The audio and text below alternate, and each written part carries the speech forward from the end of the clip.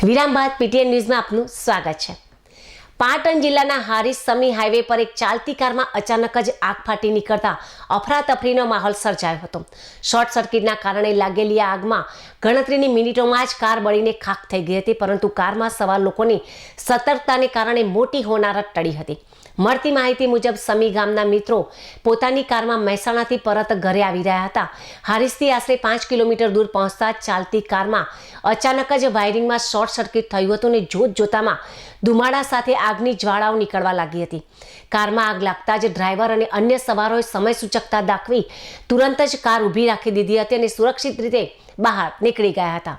મુસાફરોની સતર્કતાને કારણે આ ગંભીર ઘટનામાં કોઈ પણ પ્રકારની જાનહાનિ થઈ નથી, જે એક મોટા આશ્વાસનની વાત છે।